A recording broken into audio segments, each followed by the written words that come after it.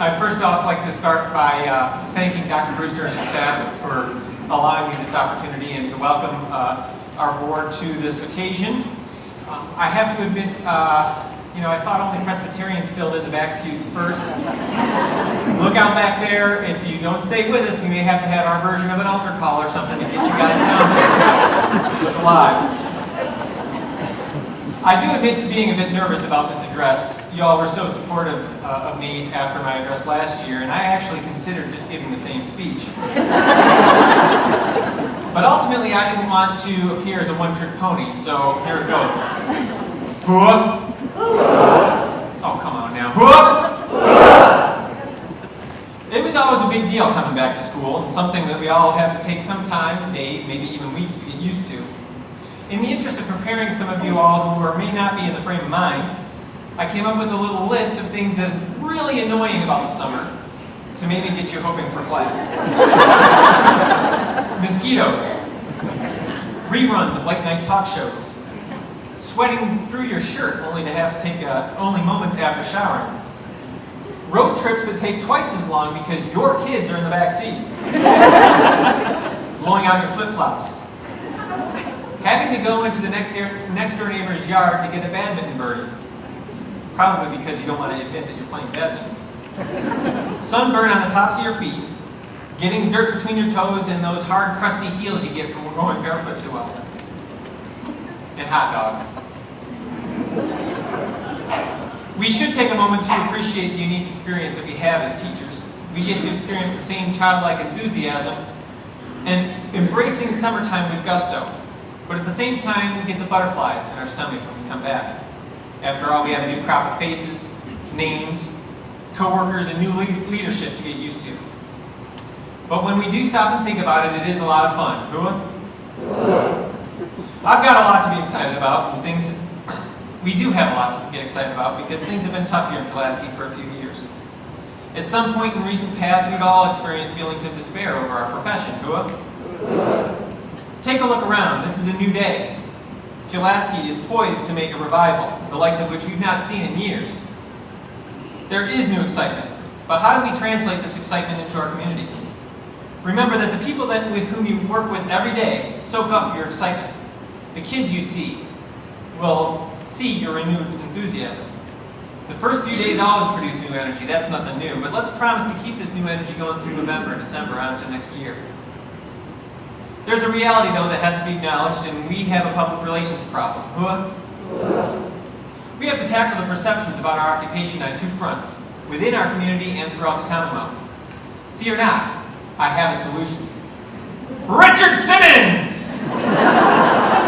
Yes, that Richard Simmons.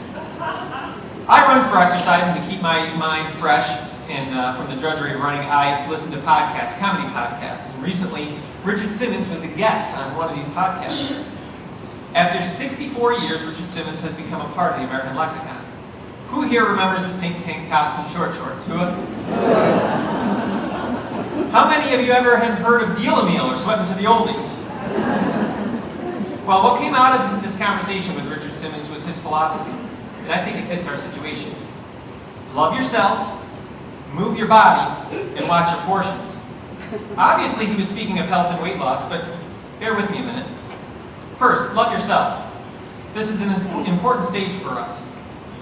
You are members of an elite fraternity, you are teachers, and you have the opportunity to reach countless lives of young children. We are part of a team. Because we're human, we are all fallible, and despite the fact that we share a common purpose, sometimes we have disagreements and make mistakes. Have compassion for your coworkers and forgiveness for yourself. Years ago, a Midwest preacher from Indiana, I believe, saw a negative trend within his parish. He could see that his masses were caught up in a negative loop of negativity.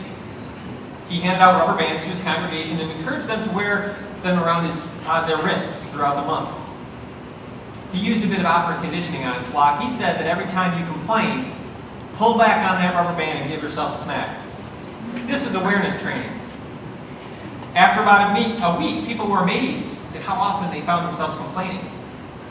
And after a month, they'd really begun to see the world in a new positive light. Pcea hopes to encourage this new positive outlook. Second, of Richard Simmons' theology. Move your body. It's not enough to feel good about yourself, but you've got to feel good about your job. There's no shortage of people outside of our line of work that believes despite your lack of training, they can do your job better than you. You can change this. More importantly, we all need to change this. Become a promoter. Brag. I know that we were taught as children that bragging is not polite and that polite people don't brag about themselves. Well, that's fine. Brag about your students. Brag about your coworkers. And brag about your schools. Tell everyone the good news and the good things that happen here in Pulaski. Don't just save it for the parents either. Everyone in our community are stakeholders. They all have ears and they have preconceived notions about our schools. Tell them about your training and what you do to improve your professional expertise. Tell them your activities, your successes, and tell them about the true feelings of triumph that your students experience because they know you care about them. Let's have these become the stories that are retold outside our circle of friends. One of the goals of Pcea is to increase our efforts to promote the actions of members throughout our community. One example is last year, working with Southwest Times, and I'll mention Pcea Just alumnus Lisa Payne. There was an 11-part article published that acknowledged for Teacher Appreciation Week all the things that we have been doing.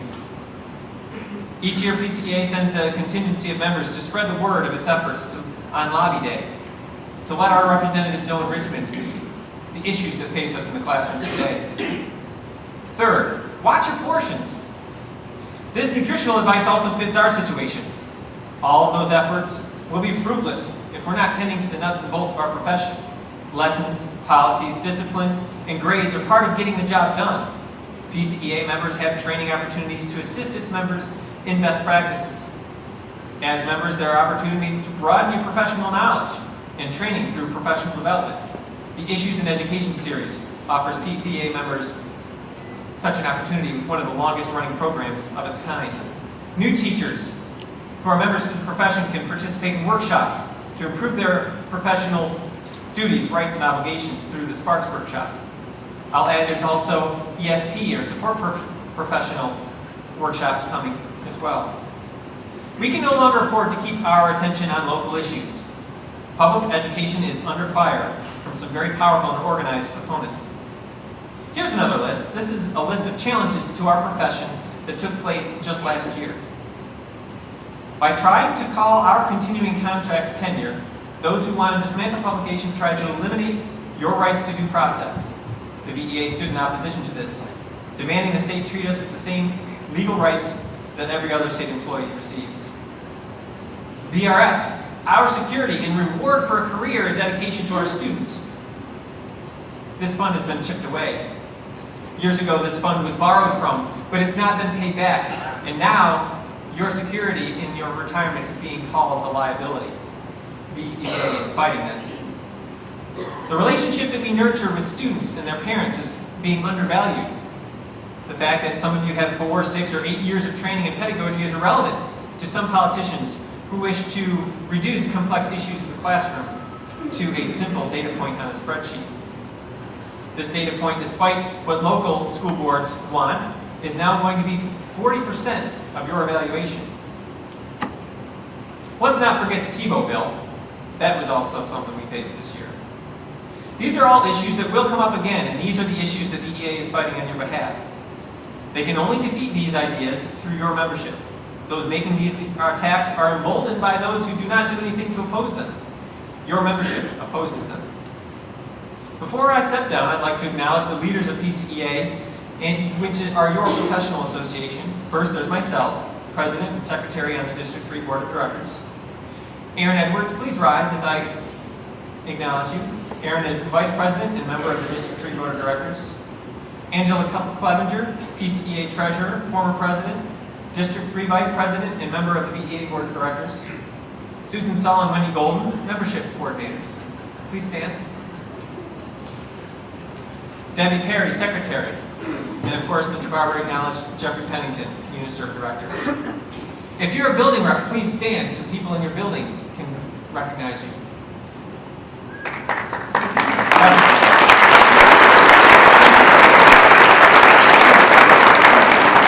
There are some buildings underrepresented, and if you are passionate about these ideas, please join us. We meet regularly every month, and you don't have to be a rep to attend. We'd like to see you and hear from you. I'd like to end today by thinking about a list, that same list that I started, a really annoying list. But in the spirit of eliminating negativity, we want to turn this around, and I encourage each of you to complete this list by the end of next week, I guess Wednesday, because that's when we need students back.